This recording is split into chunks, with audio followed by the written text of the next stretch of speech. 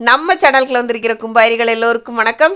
Home உங்களை அன்போடு வரவேற்கிறது. இன்னைக்கு வீடியோவில் என்ன பார்க்க போகிறோன்னு பார்த்தீங்கன்னா, சூப்பராக ஒரு கோவக்காய் பொரியல் எப்படி செய்கிறதுனா அதுக்கு ஒரு தாய்ச்ச ஸ்டவ் மேலே வச்சுட்டு தேங்காய் எண்ணெய் ஊற்றிருக்கேன். எண்ணெய் காய்ச்சதும் கடுகு போட்டு கடுகு பொரிஞ்சிருச்சு. இப்போ பெருசாக ஒரு பெரிய வெங்காயம், ஒரே ஒரு பச்சை மிளகா, ஒரு 2 கொத்து கருவேப்பிலை போட்டுட்டு எண்ணெய்க்குள்ளே போட்டுட்டுலாம் வதக்குறதுக்காக அது கூடவே வதங்குறதுக்கு தேவையான அவ்வளோ உப்பும் சேர்த்துக்கலாம். அது நல்லா ஒரு கண்ணாடி பதம் வந்ததும் ஒரு கால்வாசி அளவு தக்காளி போட்டிருக்கேன். சின்ன தக்காளினா பாதி சேர்த்துக்கோங்க, தக்காளி நிறைய சேர்க்கக்கூடாது. அதுவும் நல்லா மசிஞ்சு வந்ததும் நான் கட் பண்ணி எடுத்து வச்சிருக்க கோவக்காவையும் போட்டு நல்லா எண்ணெயிலேயே ஒரு 3லேருந்து 4 நிமிஷம் நல்லா வதக்கி விட்டுக்கலாம்.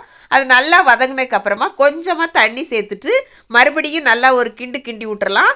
ஏன்னா எல்லா இடத்துலையும் தண்ணி படுற மாதிரி மூங்குற மாதிரி இருக்குது அப்படிங்கிறதுக்காக கிண்டு விட்டுட்டு ஒரு தட்டை வச்சு மூடி போட்டு விட்டுறலாம். இப்போ லோ ஃப்ளேமில் வச்சு நல்லா வேக வைக்கலாம். ஒரு 5 நிமிஷம் வந்ததுக்கப்புறம் திறந்து பார்த்தா இந்த மாதிரி இருக்கும். மறுபடியும் ஒரு கிண்டி விட்டுக்கலாம். ஏன்னா திடீர்னு அடி பிடிச்சிடக்கூடாதுல, அதனால தான் மறுபடியும் மூடி போட்டுறேன். இப்போ ஒரு மிக்சி ஜாரில் 2 பல்லு பூண்டு, ஒரு வத்தல், கொஞ்சமாக சின்ன சீரகம், அப்புறமா தேங்காய், கொஞ்சமாக மஞ்சத்தூள் போட்டு இந்த மாதிரி குறப்பாக அரைச்சி எடுத்துகிட்டு வந்துடலாம். இப்போ நம்ம போட்டு மறுபடியும் 5 நிமிஷம் ஆயிடுச்சு. இப்போ திறந்து பார்த்தா இந்த மாதிரி இருக்கும். ஒரு 90% நம்மளுடைய கோவக்காய் சூப்பராக வெந்திருக்கும். அந்த டைமில் உங்களுக்கு உப்பு காணலைன்னா நீங்கள் போட்டுக்கோங்க. எனக்கு முதல்ல போட்ட உப்பே சரியாக போச்சு. அதுக்கப்புறமா அது கூட நான் இந்த மசாலாவையும் போட்டு நல்லா கிண்டி விட்டுட்டு மறுபடியும் தட்டு மூடி போட்டு லோ ஃப்ளேமில் வச்சு விட்ருவேன்.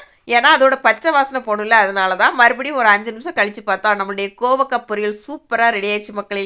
நாங்கள் எங்கள் வீட்டிலலாம் இது செஞ்சதில்லை. நம்ம கிருஷ்ணகிரி மாவட்டத்துக்கு வந்ததுக்கப்புறமா கடைகளில் இருக்கிறதையும் பார்த்து பக்கத்தில் இருக்கவங்களாம் செஞ்சதை பார்த்து தான் நான் கற்று செஞ்சுக்கிட்டேன். சூப்பராக இருக்கும். எனக்கு ரொம்ப பிடிச்சிருக்கு. இவ்வளோ நாள் சாப்பிடாமல் இருந்திருக்கும் அப்படின்னு நினச்சி நான் கஷ்டப்பட்டிருக்கேன். நீங்களும் வீட்டில் ட்ரை பண்ணி பாருங்கள்.